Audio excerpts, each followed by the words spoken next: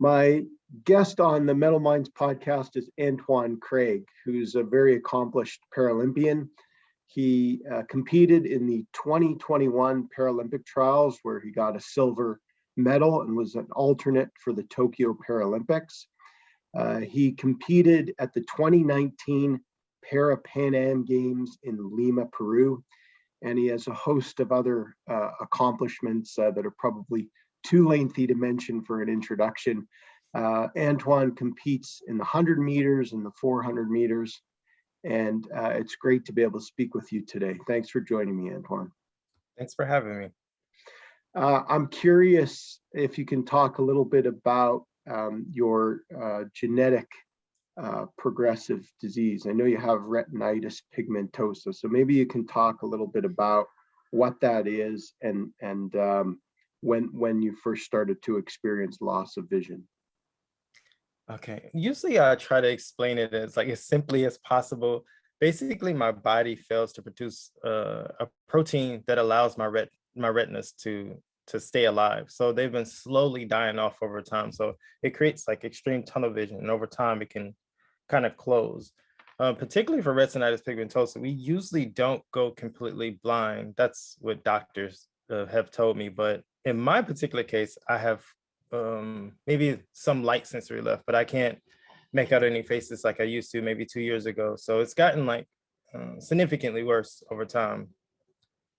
And my experience, kind of navigating this has been, to be honest, it's been tough. It's not an easy kind of disease. I guess there are no easy diseases, no easy conditions, but this one in particular, I think the fact that it was such a slow loss of the vision, I think that kind of takes its toll on you, because I think for me, I would rather it just kind of gone immediately, so that way I can just get over the fact of the loss. But you're just losing, you're kind of anticipating the loss, and it creates I don't know, it just kind of wears on you after time.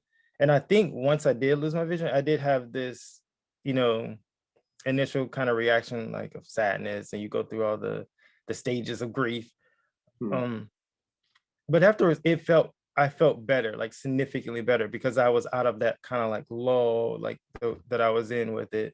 So it was just something that was there was a finish line, and I was able to okay, I know where I am now. I know how to move forward. So instead of me wishing that it didn't leave, Right. So did that make it easier almost when you completely lost your vision in terms of coping? Significantly, because then I could focus on just enjoying, because there's a part of you that no matter how well adjusted you are, there's always going to be a part of you that's going to wish this wasn't happening to you, right? You're going to wish that you don't lose your vision. You always have that fear in the back of your head, oh no, I'm going to lose my vision. I'm about to lose my vision. And that's the hardest thing to deal with in the world, because you're not focusing on anything else. So too much of your mental capacity is just focused on that one thing, and you can't really devote your resources to accomplishing goals like make it to the Paralympics. Sure. So when did you first experience deterioration in your vision? How old were you? I would say, to be honest, hindsight being 2020, me looking back, and I've spent a fair bit of time this year just looking back on my childhood and some of the challenges that I had, even in school, not being able to see the chalkboard or not being able to see the book. And I remember specifically, a professor told me, it's everybody else can read this. Why can't you read this? Why can't you? And at the time, at that age, you don't think about something's going on with you, right? You're the kid. So it's kind of up to your parents to recognize that you are having challenges, because you can't put into words what you're dealing with as a child. You're just dealing with stuff, and you're like, why am I different? You just want to be normal. So I would say maybe as early as middle school, I started having issues reading the chalkboard, needed to sit in the front of the class, things like that, low vision issues. Yeah. Were you able to kind of articulate that, I guess, by the time you got to middle school, that you were having difficulties with your vision? Or explain that to others? I wasn't.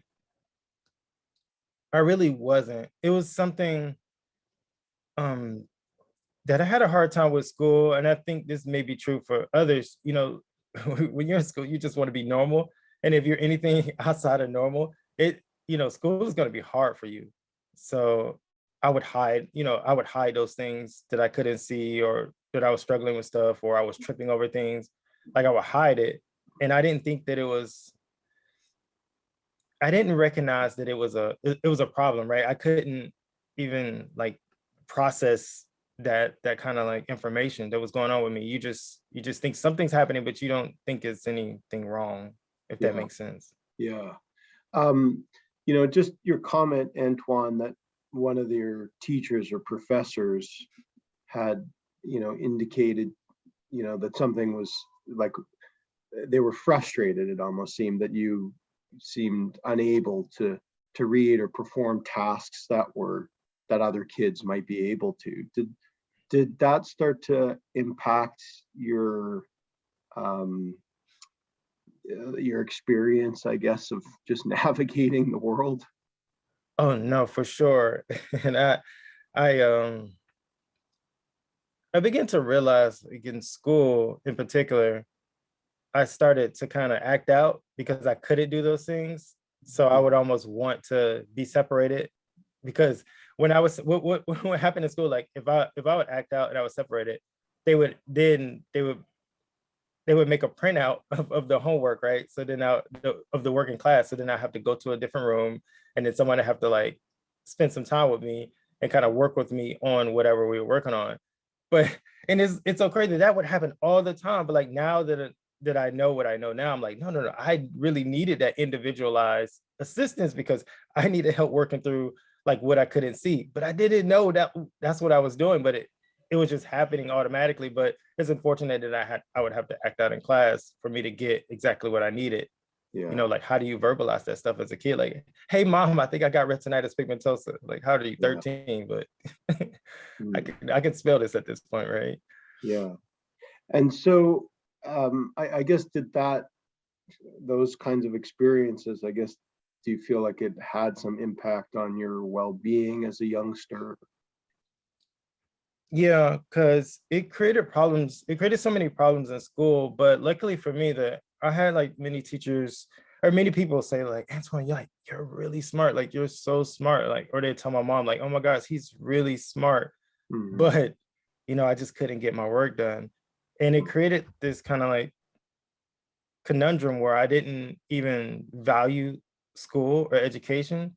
So as I grew up, I just didn't even consider college as an option. I was one of those kids that was like, after high school, guess what I'm doing? I'm going to get a job. And I started working retail, and I started doing these different things because I struggled so much with school that I just completely rejected it. Yeah. So would it be fair to say that the disease was limiting your potential? No, for sure. It really limited me, because even when I started getting into the workforce, me and my brother, we had got like a summer job at Amazon, and it was just something we did. It seems like we'd just go work at Amazon for the summer, because they would always hire seasonal workers, and it was a fun job because like all your friends went. I know this sounds crazy, but this is what we did. Yeah. Because we would make a bunch of money just for the summer. Right. So my brother and I and some of our friends, we would kind of go in the warehouse, and I would realize like I could not see in there for the life of me, because they would have these huge like fluorescent lighting, and that's just the worst on my eyes. And everything was just so dark, and I just couldn't hardly even navigate. So even that, I couldn't do that the next summer, because I was just kind of freaked out by it, because I couldn't see. And it's just like there's forklifts everywhere. So even the jobs that I chose to do in my life, like, kind of limited me. I couldn't do everything my brother could do. And we were really close. So we would always do everything together, but I just couldn't do some of those jobs, some of those like warehouse jobs that did pay more money. I was just very limited to like retail jobs, to where I can control this space. Like, right, I could work on this computer and I could control this space. And that's what I did. I kind of just navigated the lack of vision I accommodated it for such a long time. But you're right, it definitely prohibited me from, going to school, further my education, and also finding high impaired jobs, it really did limit me. Yeah. Was there a definitive point in time where you realized, okay, something's just not right with my vision, or was it just kind of a continual and progressive thing where eventually you had some recognition that something wasn't right? So I had always, ever since I was around like 17, I was always going to a specialist in Georgia to get my eyes checked, and they were running all these tests and they couldn't figure anything out. And that kind of like discouraged me from keeping going, because it was these, the tests, they kind of wear on you after a while. I remember the last test I got, they stuck some what is it? It's like plant dye into your veins, Yeah. and they had it through my veins, and they took pictures of my retinas, and that was a very painful procedure. And after that, I was like, I would take a little break. So kind of fast forward a little bit, I was driving one night, and when it gets a little rainy outside and it's dark, it just becomes really, really hard, even with my high beams. It gets really hard for me to kind of see 100%. I would say I'm probably about 70% of my ability to see.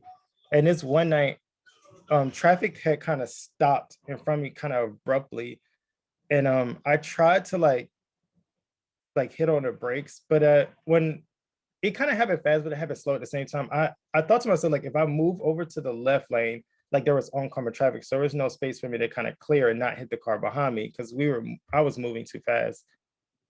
But I looked over to my right, and since I perceived it as being like very dark, I couldn't see that like there was a huge like ravine there. So I chose, what I thought was, the better option, and I kind of slammed on my brakes, and I yanked the steering wheel to the right to clear the car in front of me, so I didn't like slam into the back of them, and my car just went airborne.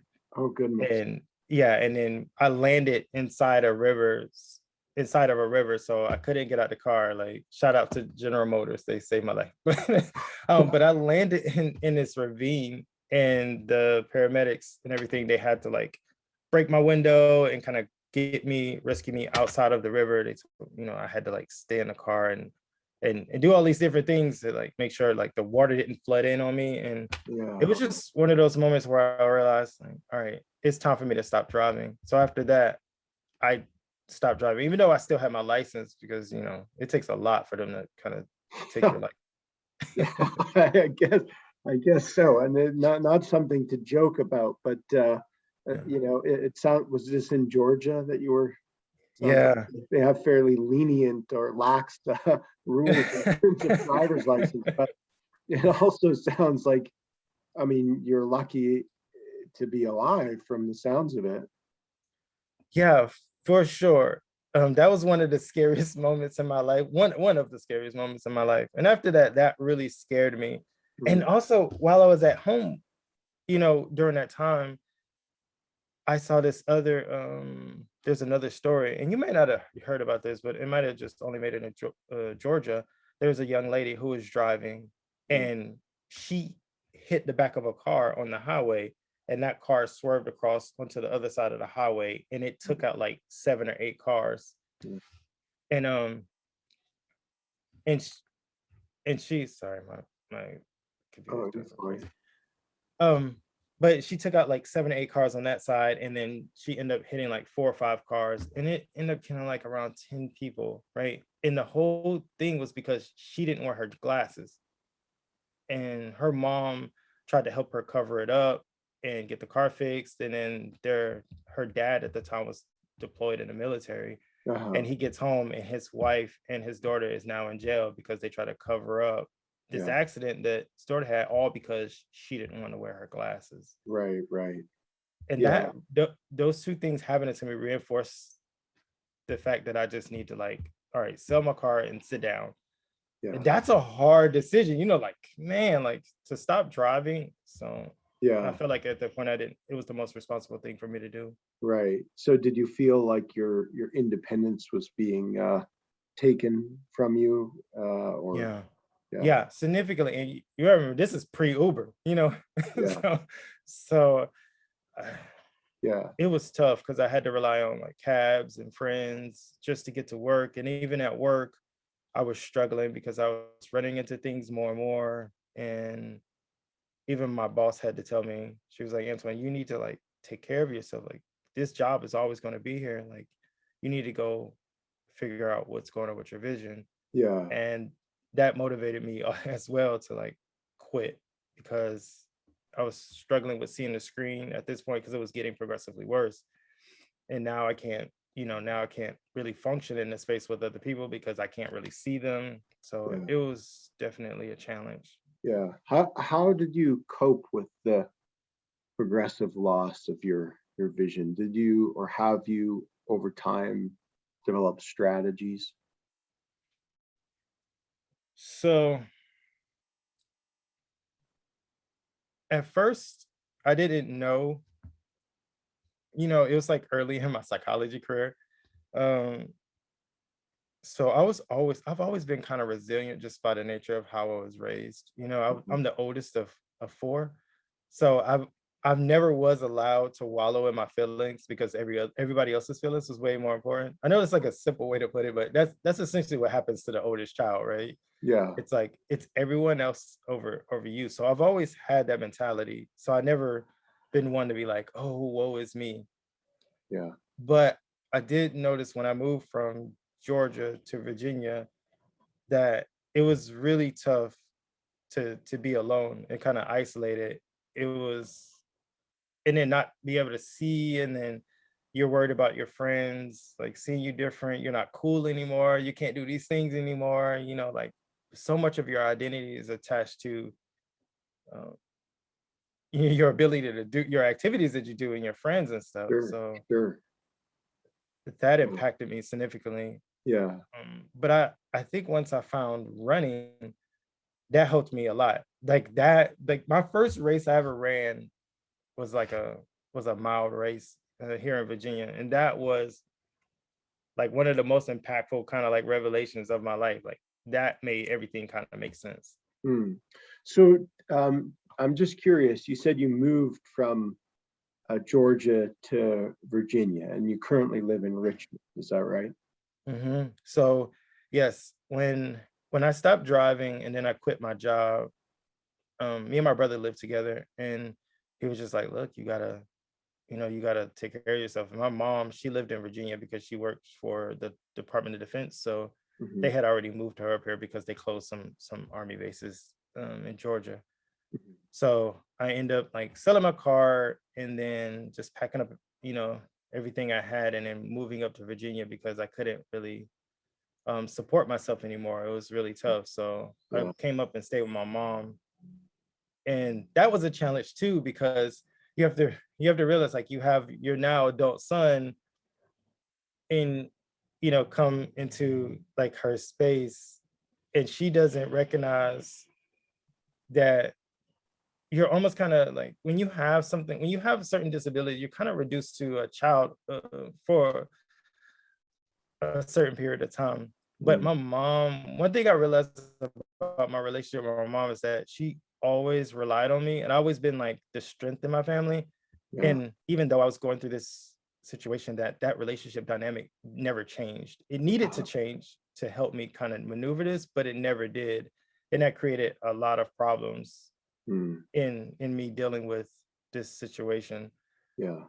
And that's what ultimately led me to kind of revisit like education, because I had to figure out what I was going to do, because I couldn't really so much rely on my mom, because that relationship, it was hard for my mom not to see me as like super independent or see me as the son that she always knew me. Yeah. So how old were you at this point when you moved in with your mom? I was like 20, I was like 20, I want to say like 28, 27, 28. Yeah. Right. What prompted your interest, or how did you get into running? That's funny. So I decided to go to school. That was a way for me to kind of get to fix my situation. I was living in Williamsburg and there was just nothing there. So I was like, you know what? I'm gonna, just jump out on a limb and I enrolled into to VCU, and like luckily I got accepted. Yeah. And I ended up meeting a friend. I made a friend, and she went to the gym with me one day because I was like, I started getting into working out because she liked working out, and she was the runner and I wasn't a runner. I was like, that's actually one of the times I had met her previously, and I was walking down the street and she had like her bib number on and everything. And I was like, girl, what are you doing? She's like, oh, I just came from the 10K, in like this like a very like very popular 10K that we have here. And I was like, you ran a whole 10K? I was like, how far is that? She's like 6 miles. I was like, girl, you're crazy. And and sure enough, like that one day in the gym, she was like, have you ever tried running? And I was like, no, I don't run. Just me being a guy's guy. Like we all just always go to the gym, we lift weights and we try to get all big and Right. So she convinced me. She's like, oh no, try. She's like, she said she's seen people on TV that tie their hands together and they run shoulder to shoulder. And I was like, no way. And she was like, yeah.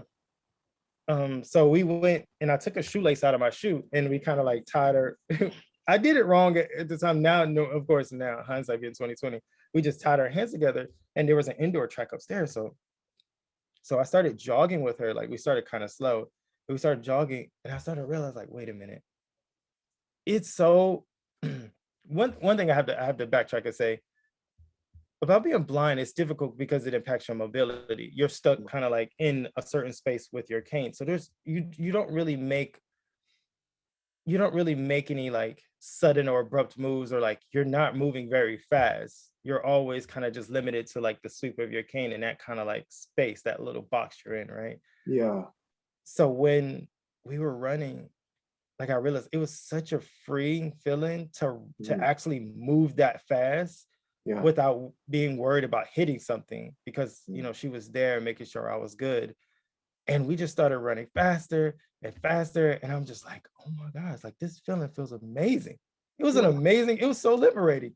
And after then, that one day, that one time I ran, I was absolutely positively like hooked on running, because it gave me another level of freedom. I don't even want to say independence, but it just gave me so much freedom.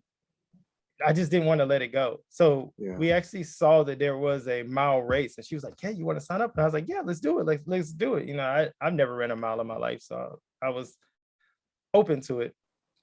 But like all good friends, they flake on you, right? But it was almost the best. It was almost like the best thing that ever happened to me, because it forced us to find this organization in Richmond called Sportable, and they are organization that works with individuals with disabilities, right? So they specifically work with those type of individuals. So they end up sending out this guy named Carl, and he showed up at my house with like these little bitty booty shorts, and I was just like, oh man, like this is one of those real running guys. You're a real runner by how short your shorts are. That's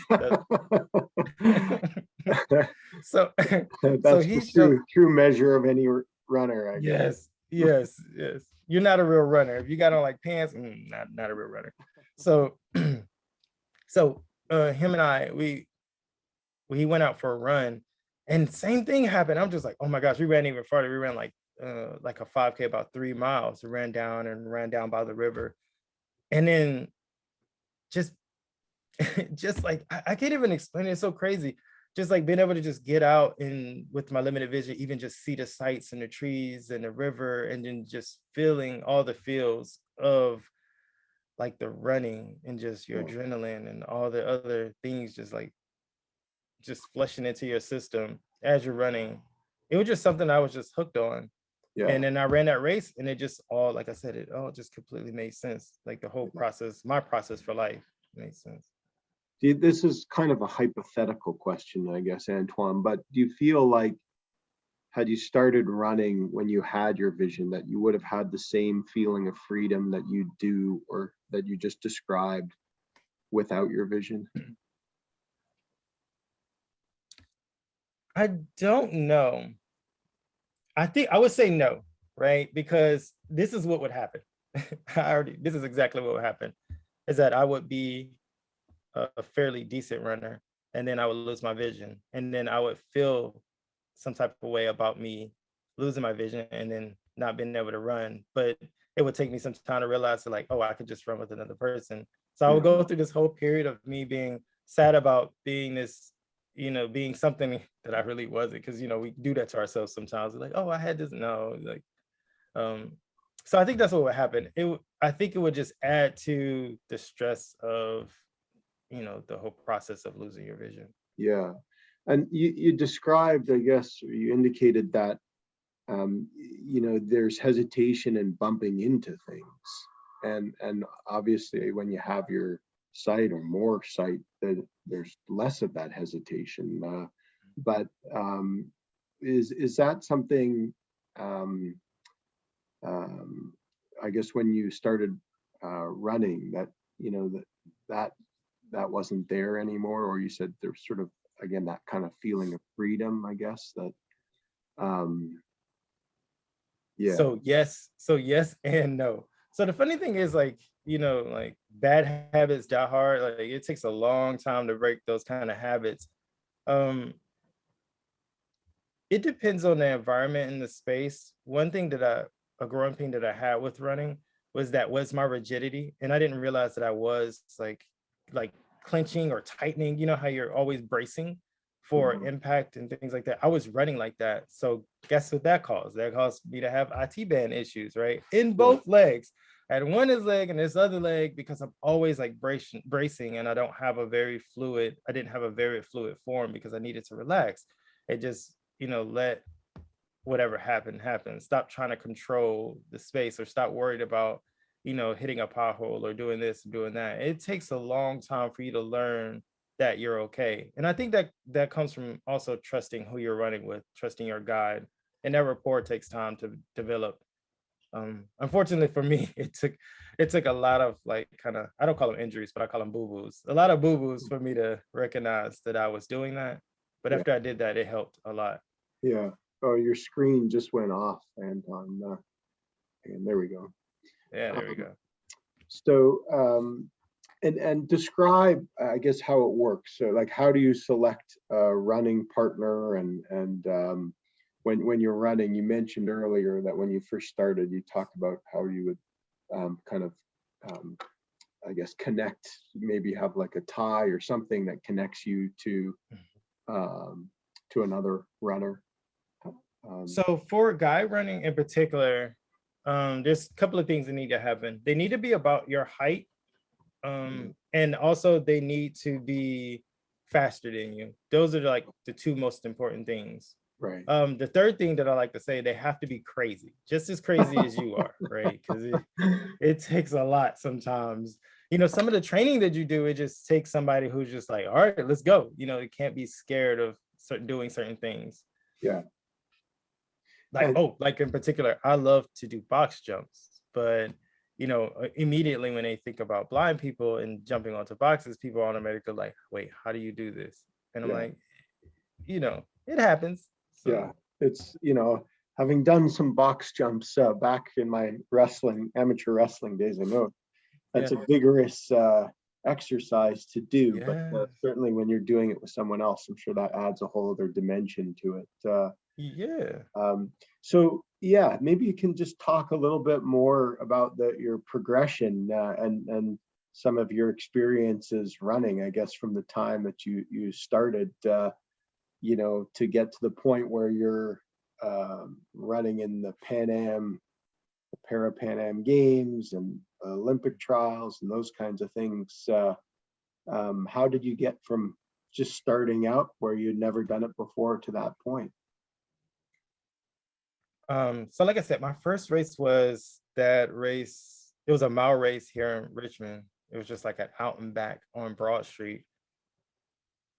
During that race, I realized like a couple of things, like the built-in like metaphors for life, like running has in it, or just running a race has in it. It's like, for me, like I was able to break it down. I was like, all right, you get to the start line. Like, what did you do to get to that start line? Like, what actions did you take? You had to practice, right? You had to do all this preparation. You had to get socks, shoes, all these different things. You had to be very intentional about that to show up to the line. And then once you get to that line and that gun goes off, you run and you you try to mimic practice as much as you can, but really, in actuality, practice goes out the window as soon as that gun go off. Right? Everybody starts out way too fast, and you end up like flying and kind of dying in the end. Yeah. But the one thing that it does teach you is like patience. Like you're always battling with your ability to be patient with yourself, be patient with your ability or your inability to do something. Just be patient. Yeah. And then when you cross that finish line, like just that act of like finishing something, like just finishing, because you realize, like I realized that the getting to the start line, even getting there, going to practice, being patient with myself, all of those things contributed to me actually finishing that one goal, like finishing whatever task I had. Yeah. And sometimes you get a medal, sometimes you don't.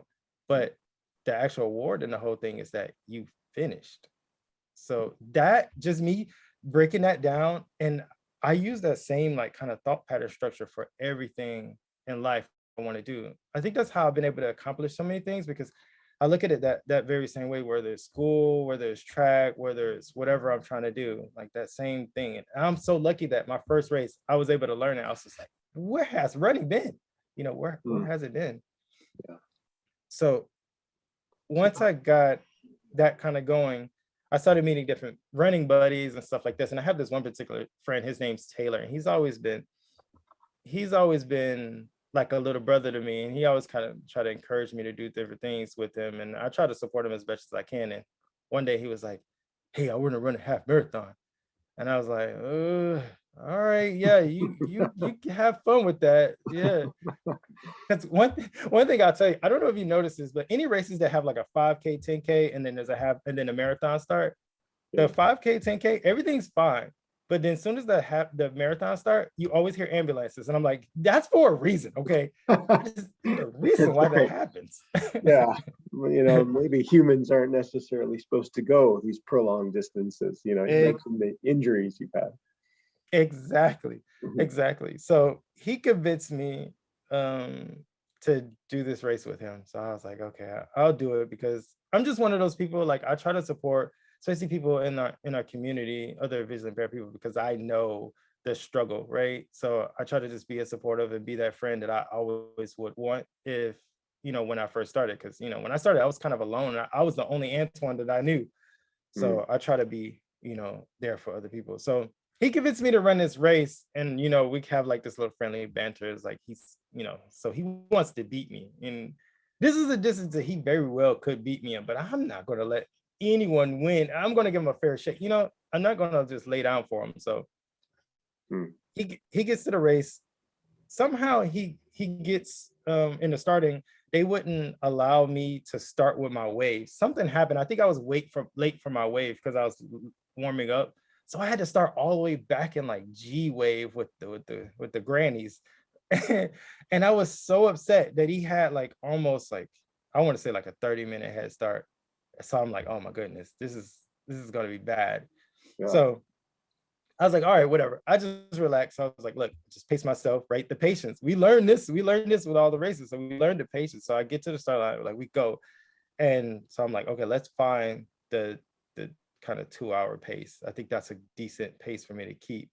Yeah. So I stayed with that wave. And eventually around like mile 3, guess what?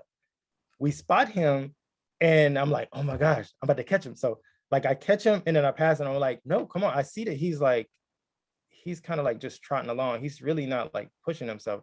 And I'm like, no, come with me. Like, let's go. And he's like, no, you know, he didn't want to push himself too much. He was just going at like this 10-minute pace. And I knew he could do more, but I don't know what was going on with him. He wasn't injured or anything, but just maybe he just wasn't feeling it. Maybe the task was whatever. Yeah. So I ended up passing him and I was like, fine, let's just eat the rest of this half marathon and see what we could do. So I did this, and right around mile 10, I started getting like, I don't even know this feeling. Have you ever ran a half marathon before? I one time ran a marathon. I wouldn't call it running. It was more like yeah. I'm not built for long distance running, but I did do it on one occasion. Yeah. Yeah, you get to this point where you just feel like depleted. Yeah. And I never eat during runs. Like it's just something that's like, it's just a ridiculous notion to me. So we end up passing like a cookie table, and like he had these big old chocolate chip cookies, and I ate one, and I'm like, okay, like, and I started feeling, I'm like, wait a minute, okay, I might be onto something. I ate 3 cookies during this race, three of these big old cookies, and then sure enough, we kind of finished, and we came down the hill, and we get to the finish line, and we pass the finish line at 1:56, and I was just like, oh my goodness, and I'm like, is that good? They were like, yeah, you got under 2 hours for your first half marathon. That's really good. And I was like, so I never have to do this again? They're like, no, you never have to do this again. I was like, oh my goodness. And that was the one and only time I've ever run a half marathon. Yeah. And that made me become a sprinter. I know that's a long story. So after that, I was like, only short distances from now on, never again. Yeah. After that experience, you realized, but you're where you wanted to focus your energies and efforts. Would you say, Anton, that Antoine, that you mentioned just kind of breaking problems down into smaller pieces. Would you say running has helped you develop that skill? Yes, for sure. Just like I told you, about the way I kind of look at races, and I kind of apply that to life. For sure. And also, I don't really see things as like problems, if that makes sense. I kind of just see them as like just challenges or some things to navigate, or just a variable, because a lot of times problems don't really even stop us. We stop us. Because things happen and things pop up, but it really never limits you. Like, really, the only thing that limits you is how you respond to that issue. Sometimes we can get into catastrophizing things, and we're just like, oh my gosh, this is always happens to me. This is so blah blah blah blah. But if you just kind of look past those things, and I think the key to that is like setting a goal. If you already are looking like ahead, and you have this overall goal, those little things, problems, or issues that pop up are really not that big of a deal.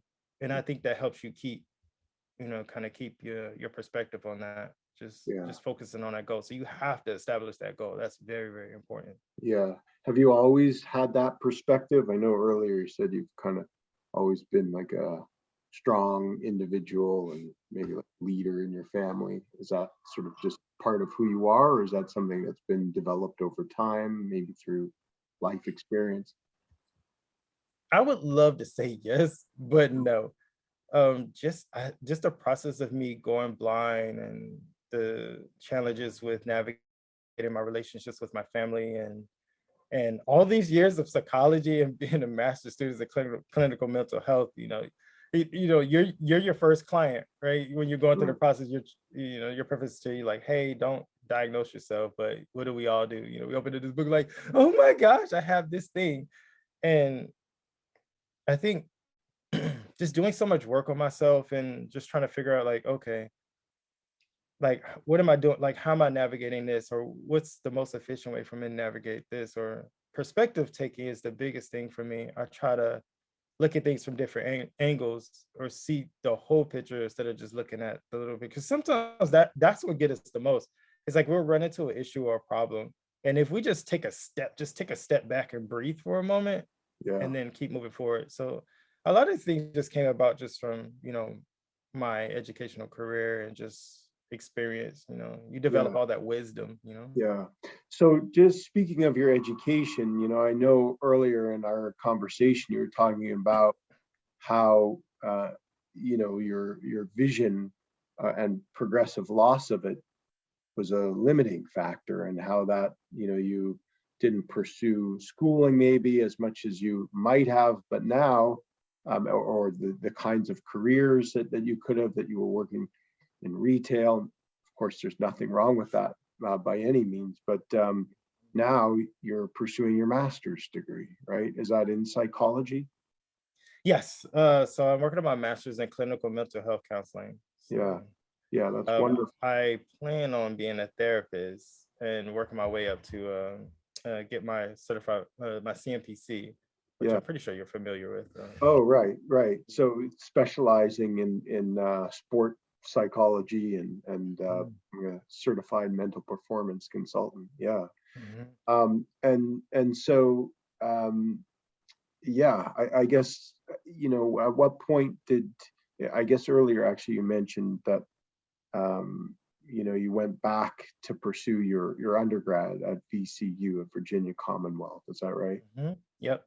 And so kind of what made that shift, or why did you think, okay, I'm going to go back to school, and what got you thinking in those terms and pursuing education despite some of your earlier experiences? It was the vision loss mainly. Once I got to my mom's house, it took some time to like, okay, what am I going to do? Like, I really had to talk to myself, like, what am I going to do? Like, I can't work right now. I didn't have a cane at that time. I didn't know what an accommodation was. I didn't know what JAWS was. I didn't know what a screen reader was. I didn't know all these different things. Like, you're thrusted into a whole nother world that you know nothing about. So I really had to sit down, like, and figure out what was I going to do. And my girlfriend at the time, she was like, hey, well, why don't you go to school? And I'm like, no. I tried the school thing. Okay, it was horrible. Like, I got out of school as fast as I could. Like, high school was it for me. Like, it was not even a thought for me to even go, because you're like, I didn't even do good at high school. Like, how the heck I'm going to make it through college? So I just didn't think I was adequate enough, because even at the time, it wasn't a thought about like my vision being the problem with school. It was already defined in my head as I'm a bad student, right? I'm just not good at school. And I think that's one of the kind of like scary things that the vision loss did to me. It didn't, I guess I lost kind of confidence in other areas of my life as well. Right. And just really kind of just identify myself as a bad student, or just not that smart, or something like that. Yeah. So it impacted your sort of feelings of self-worth. Yeah, for sure. And like I said, you don't realize when that's happening, when it's happening, but it happens. Yeah. And so what has it been like in university? Obviously, to be accepted into a master's program, you must have been able to navigate and negotiate your undergraduate studies fairly successfully. Yes and no. So when I first got into undergrad, of course, not being in school for so long, I don't think the content was the problem. The problem was my vision. Again, it kind of just reared its ugly head immediately as soon as I got into school. Like, my first semester, I ended up on academic probation, and I had like a 1.3 GPA. It was so bad. And the problem is that I had around like 6 to 7% of my vision. So I had like very small visual field, like very narrow field of vision. And I was relying on it too much to read and all of these things. I was like really relying on my vision instead of me like completely committing to like blind devices or things to support lack of vision. And I think that's like the hard part of having like blindness is slowly going like that. It takes you so long for you to convince yourself to like, hey, you're blind. Like, you're blind. You need to act like you're blind. You need to behave like you're blind. You need to use blind stuff.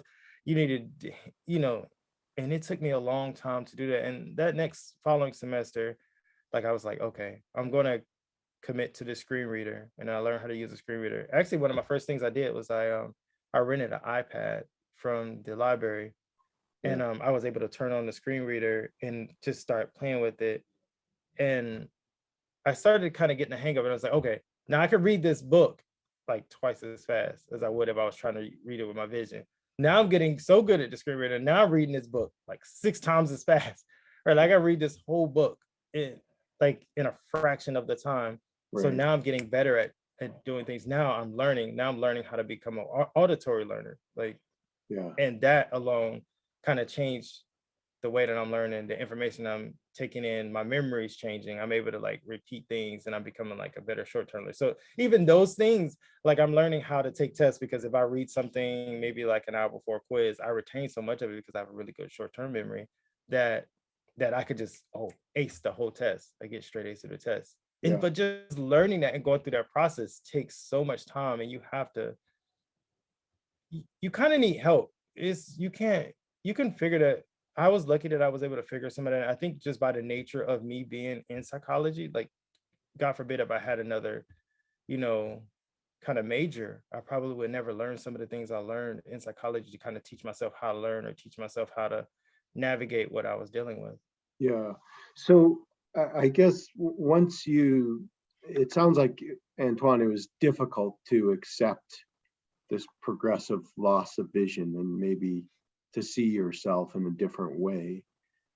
Once you started utilizing some of these technologies, do you feel like it opened up new avenues or doors for you?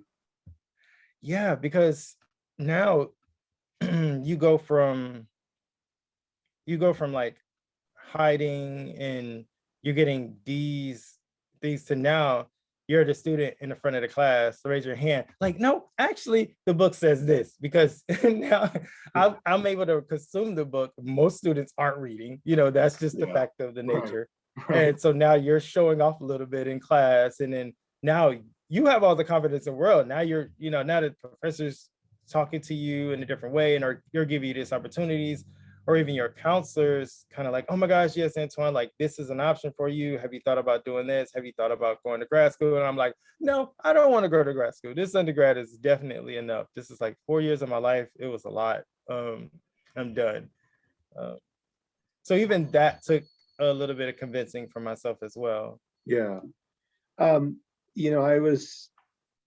I guess recently I've been just thinking about this idea that sometimes when people have the right kinds of support in place, that they can achieve all kinds of things that they might not otherwise be able to. I don't know if you It's, have any comment or reflection on that, but it'd be great to yes, hear. no, for sure. I was lucky enough to have this counselor, and I cannot remember her name because I had so many of them would help me. But this one lady in particular, I was having her look over my resume because I was about to graduate. So I just was kind of crossing my T's and dotting my I's. And she's like, Antoine, the one thing, she's like, your resume is nice, amazing. But she's like, the one thing that you need to focus on and that will take you places, like your education and job is like, yeah, it's only going to get you this far. But like, she's like, but this one thing is going to take you like way farther than you could ever imagine.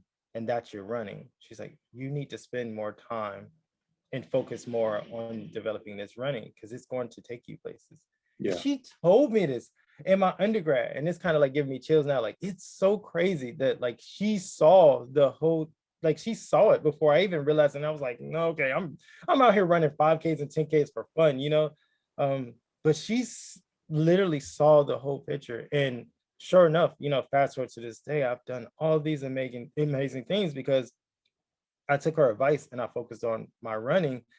And I've been out the country. I've ran all over this country and just kind of accumulated all these accolades, and I've been able to talk to children and become a fairly decent public speaker, which is something I never thought I would be able to do, but it's yeah, something I love. So yeah, thank goodness to me running into her and her being able to have a foresight to kind of tell me to develop that. So yeah. that's kind of the big reason why I'm here. So maybe you can talk a little bit about your training at the moment, and you mentioned goals, and having goals seems like it's important for you. So what are some of the yeah, maybe you can describe kind of like a typical training day and what some of your current goals are for the future. Okay. So um after this year, not making it to Tokyo, I I had a struggle with kind of like bouncing back after that, Yeah, because it's such a big loss. And it took me a little bit of what it took me about a month to actually get out of that, like get out of that funk and like dust myself off and yeah, just get back to training. Um, but I did have to kind of give myself a goal. It's like, we have world championships next year, which is in Oregon. So, that gives me an opportunity to compete and still accomplish, goals and still do what I want to do, like I had to, I don't know, I just had to take a step back and just kind of like re-evaluate everything. But luckily I was able to kind of get that like kind of in order. So I started training maybe like 3 weeks ago. And right now I'm kind of running. I'm attaching myself to an e-bike, and I've been running about 4 miles to try to get my cardio up because I'm going to start running the 400 this year, Yeah. which is like my natural position. But it's really hard for me to find people that can run that distance with me. But luckily this year I have a new guy runner. His name's Jason. He's actually a 400 runner. So I think that's part of my story too, is I'm really limited to the type of talent that I can find in my area, because it's Yeah. really hard to find people that can hop up off the couch and run 11 second 100 meters, Yeah. Yeah. or that doesn't. So you really just have to find. It's really takes time to kind of find the right person. So luckily, I found Jason. So we have been training for the 400. So Right. this week I go to the gym, lift weights. I do like a full body lift. And then I love to finish with the Stairmaster just to torture myself. And Mhm. It is repetitious, if nothing else. You can get a yeah, good sweat going. for sure. And Yeah. like I said, I put my blind vest on and I go out, and we have we have this really nice trail called the Capitol Trail, Mhm. and it's like right beside the river. So I run out there, and my friend, they take the e-bike, and that's the kind of only way they can keep up with me. And then I could just run with my hands tied to their hand on the e-bike. Yeah. And that's always fun. And people are always stopping me trying to take Instagram pictures and stuff like that. So Right. Right.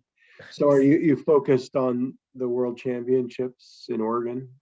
yes, that's What my next goal. and what's the process that you use for setting goals? Do you have sort of long-term goals? Is it more like one particular goal that you set and then you set another goal, or do you have a series of goals? So yes, I have a series of goals, but really I like to try to evaluate what's not to be like all fantastical or cliche, whatever, but I try to evaluate like what's in my heart, like what do I Mhm. feel? Because for me, and a friend kind of brought this up the other day. She was like, because when I was in class, I was like, oh, I like running. I was introducing myself, and I was like, hey everybody, my name is Antoine, and I like running and this and that. And one of my classmates, she kind of called me out. She's like, hey Antoine, um, you saying you like running is kind of an understatement. She called me out in front of the whole class, and I was like, is an understatement. She's like, why don't you kind of like tell everybody like who you are? So I was like, okay, well I told them I'm like a Paralympian or whatever, this stuff like that. And then the class was like, oh wow, like they were like amazed by this. So I said it to say like the ultimate goal was if the ultimate goal was to be accomplished, I've already accomplished that, right? I have a ton of medals. I've gotten the title of Paralympian. Like, do I need to win? Do I need to win one? I don't know. I think the biggest problem that I have right now is that I think going through so much of this struggle, like early on in my life, I feel like that at some point I felt like I was left behind, by my peers, by like my family. Like everyone's getting married, everybody's moving on with their life, but I kind of had to start my life completely over from scratch, if that Yeah. makes sense. Yeah. So it kind of put a little bit of pressure on me to try to catch up, catch up, catch up, catch up. But at the same time, a lot of my friends look at my life like they want my life, but I'm sitting Yeah. here thinking that I'm behind or something, you Right. know? Right. So it's taking me time, even this something I'm kind of dealing with now. Like it's taking me time to realize, like, oh, you're living life. This is your life. Like, what are you pushing? What do you continue to stop pushing so hard? The rest is like icing on the cake. Like Yeah. you are living a great life. Yeah. I guess And people tend to think there's, these sort of traditional milestones, right? By this age, I want to have this, or, right, be married or have kids or whatever, like some of these typical markers, or I guess maybe benchmarks, but right. We have it all these sounds like social constructs of like age, and they play such a big part into it, and things like where we should be, and it's so that even that's been tough for me to just navigate. yeah, Um, yeah, but I luckily I like lately I've been just enjoying the process. Like I would say like the last year or so, I've been really just enjoying the trips, enjoying the process, enjoying the traveling. like that's who I am. Like this is my life. Like this is what I do. Like even if I'm not competitive, I think I will continue to run because I have, I am part of a master's group here. Hmm. So that's older individuals who run Yeah. track. And Yeah. even me finding them, it kind of helped me change my perspective. It's like, no, we run because we love running. So even beyond me competing, like what am I running from? Am I running to chase medals? Am I just running to like for life? Yeah. So I think that's what I've accepted, that I'm like running for life. So anything that I get on top of that is just icing on the cake. So Right. just allow myself that grace to just exist without having to push. Yeah. It sounds like you're, I guess just thinking about your motivations for participation, which maybe change as you shift from being, an elite competitor to, maybe just running for different reasons.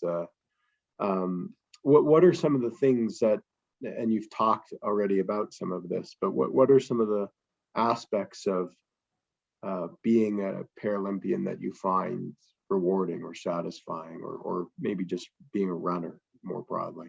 Man, I am a local celebrity. It is the coolest thing. Everybody always wants to take a picture. Everybody wants Uh, to all these different things. Just getting used to the attention is kind of cool. yeah, There's so many benefits. I don't know. I find that just being a Paralympian, it's it's tough because we need so many resources to kind of make what we do happen. yeah, And it just takes a lot from not just from me, like my success is dependent on another person. So even that task in itself takes a lot of mm, it takes a lot of work for me to traverse. yeah, yeah. But just the overall experience as being a Paralympic athlete. The crazy thing is, before I lost my vision, I didn't even know this was a thing, right? I think I was kind of like everyone else, like they believed that the Special Olympics was like, for disability, because Special Wow. Olympics marketing is like far better than the Paralympics marketing. So Yeah, I think their message has reached more people. So I thought like, oh, like Special Olympics, so individuals with intellectual disabilities, but I thought it was yeah, all, everybody was the Special Olympics. But now that I know better, um, so now that I'm doing it, it's created this, I don't know, it's created this identity that I have, will help me develop my identity, that it's kind of, I don't really have, like you were saying about problems. I don't really foresee many problems because you develop this identity because you have this like cape on, because you've yeah, accomplished so many goals, you have accomplished all these things, you've done this, you've done that like, oh, regular life is just like, oh, it's easy, you yeah. know. So does that, do all of those accomplishments, and as you just said, regular life becomes easy?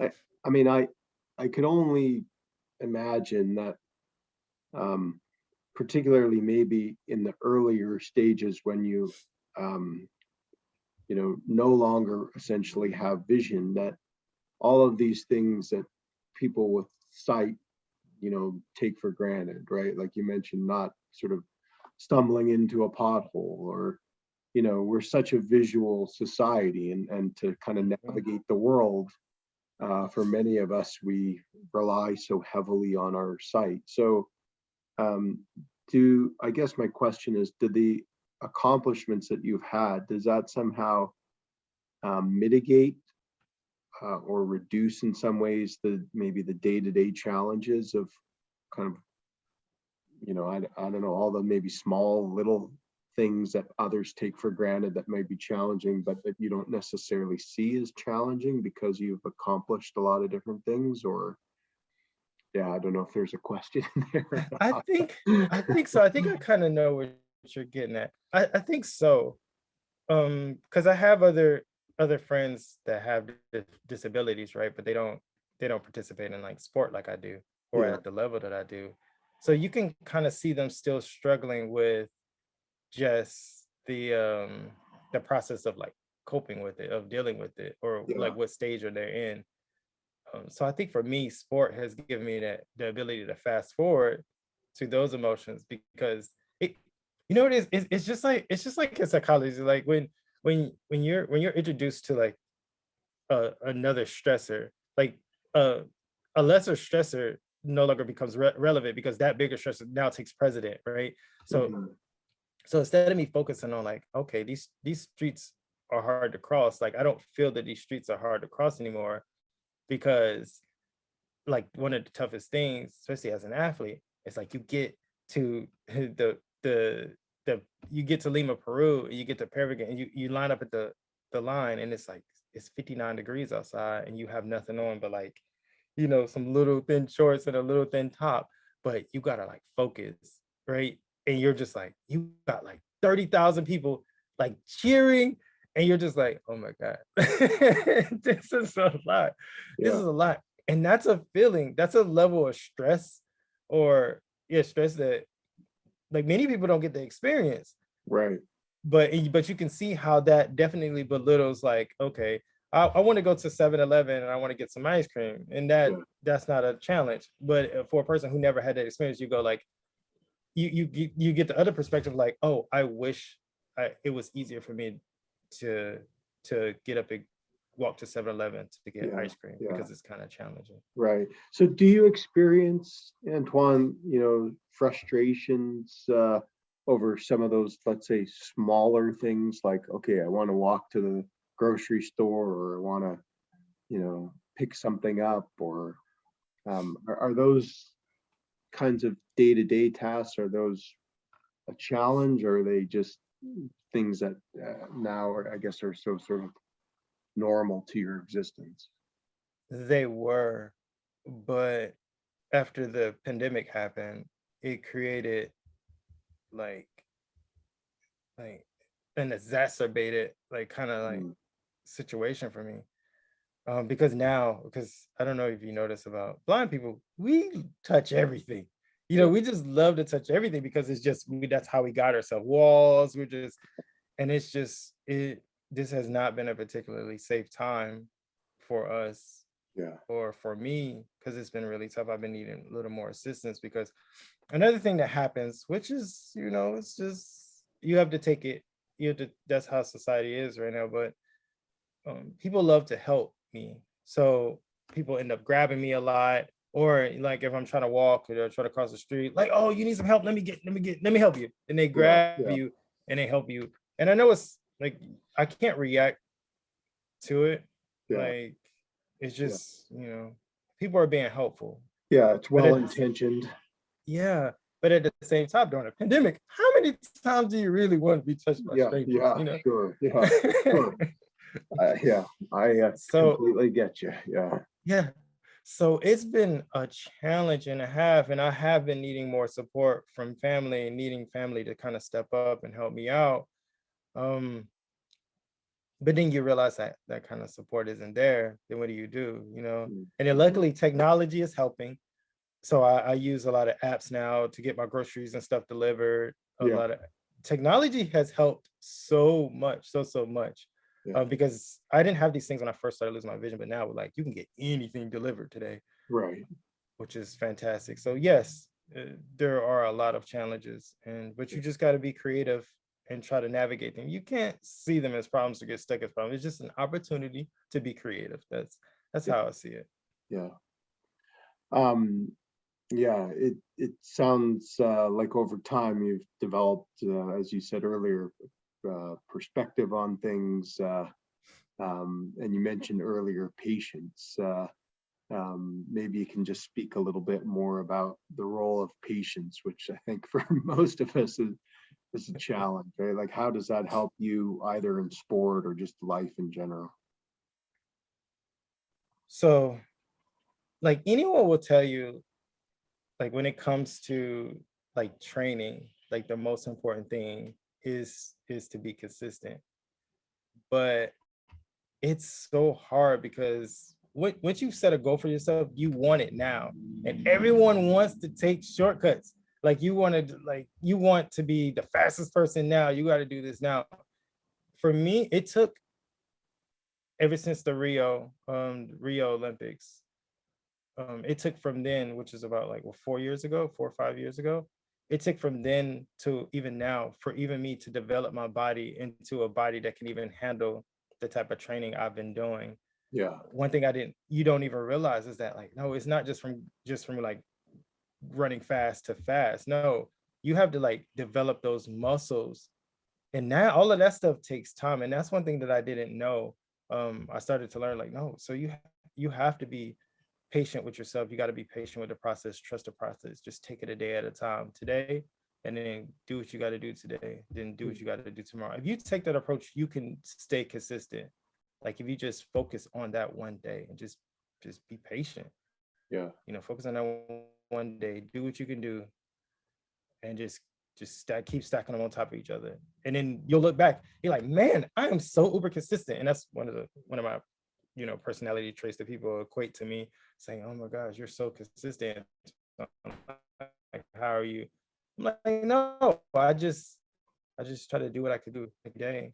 Just that day. I just don't think about the day before. I just try to think about today. Right. And my bigger goal, and that's it. Right. So kind of just keeping what's in front of you as your focus, or like that particular in the moment, like what's my training session? What do I need to do to maximize this training session? Or yeah, for sure. Because if somebody wrote down your workout and you look at it, like all those little boxes in the little schedule, like, yeah, it would intimidate you. So if you just take a day, like say, like after I get off this podcast, like if I say like, okay, I'll just do some sit-ups, and then I end up doing push-ups, and then I end up doing some squats. It's like, bam, I took advantage of that. And now I've stacked 2 days in a row because I ran yesterday. I ran 4 miles yesterday. So yeah, that's kind of just how you do it. Just take that one day at a time. Don't look at the whole burrito. Just take a little nibble. Right. Oh, that's a good analogy. Yeah. And on that note, Antoine, I guess just one last question. That you've obviously experienced a lot of challenge, but have managed to accomplish some wonderful things in your life as well. So I'm wondering if you can share any suggestions or wisdom for people who might be going through challenges, and thoughts on, I guess, how to deal with their adversity, whatever that might be. So, I think the key is, if you're, newly having, a challenge or facing adversity, or you now acquired a disability or an inability to do something, I'll say that the biggest thing you should do is just don't focus on the loss. Like, try to find, there's always a benefit to everything, like, yeah, my vision was taken away. Even someone asked me the other day, and it's like, Antoine, like, would you want your vision back? I'm like, at this point, like, I don't think so. Like, I don't think so. Like, it's kind of my superpower now. And I think that's the biggest thing that you have to learn whenever you have a disability. You have to learn that thing is not a detriment to your life. It adds something to your life. Like, whether you function from your attic or your basement, right? But when it pertains to anything in life, like how are you functioning from, like, yes, vision loss can be tough, but at the same time, it can be something to open up so many doors. You just have to step through it. It opened up a whole wealth of opportunity, but you have to allow yourself to see that opportunity and take advantage of it. And you won't be able to accomplish anything unless you change your perspective on what has happened to you. So I would say, just be patient with yourself. Forgive yourself. That's important too. Forgive yourself. Don't blame yourself. Don't why me, and just recognize that you have so much to kind of give to other people. Even if you don't feel as though that you can do anything for yourself, like, just take some time and try to do something for others. And you'll start to realize, like, that one thing, it'll help build your self-confidence, because people don't see you how you see you. People see you as like the purest form of yourself. They don't see how you intend to present yourself. And then you can learn a lot from that. Yeah. Those are wonderful words. Would you say, are there things that maybe help people shift away from that focus on seeing something as a loss, like maybe if it's loss of vision, or I guess maybe to frame that differently, like what helps people to reframe something so that they can give themselves the opportunity to maybe experience some of the hidden or underlining benefits of an experience?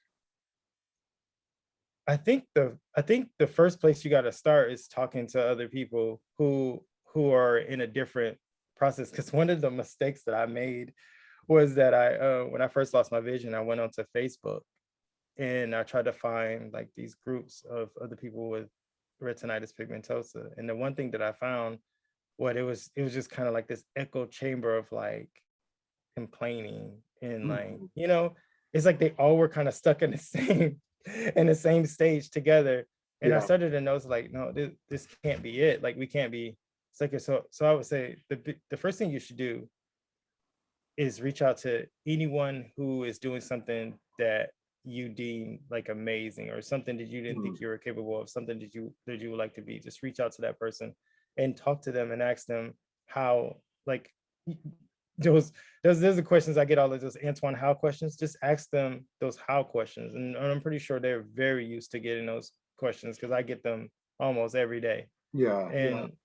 And just connecting with that person, and you just have to find a mentor, someone to help you kind of navigate your own challenges. It'll be hard for me to make kind of like a blanket statement, um, Yeah. because No, everyone has their own unique challenges when it comes to, like, my blindness is going to be different than someone else's blindness. sure, sure. And But yeah, I think that's such an interesting point, Antoine, about, if you reach out to people who may be venting the same frustrations, or maybe they're sort of currently going through the same kinds of things, that in some ways, sort of this conventional wisdom, oh, well, venting is cathartic, or, well, you know, maybe there's certainly some value in having people listen to you or hear you and understand you. But on the other hand, if you're all kind of just voicing frustrations and there's nothing else beyond that, then not surprisingly, you may not actually feel all that better after just releasing yeah, frustration after frustration. And so, yeah, yeah, like finding people, it almost seems like you're suggesting finding maybe people who are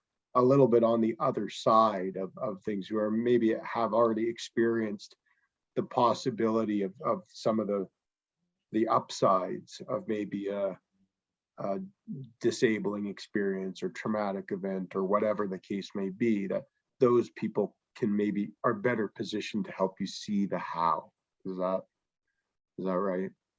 yes, for sure, for sure. And I think that's the best way to go about it, because you know even a skill that I learned of, like, yeah, venting is great, but like the best way to vent is like grab a partner and you guys go on a 3 mile run and you guys talk about life, and you vent then, and that way you can go through the process of like, all right, you vented, but like what's your next step, and just having that person have that level of like knowledge to give you that intentionality of like putting that extra step in of Yeah. like, okay, now what? It's like, okay, you complained, now what's the solution? Yeah. um Yeah. and I think that's the most important. Yeah. That's awesome. I I've really enjoyed speaking with you, Antoine, and Thank you. yeah, again, thank you for your time, and certainly wish you all the best with your master's studies and your future athletic endeavors. Great to be with you. Thank you, it's nice speaking with you as well. Nice meeting you.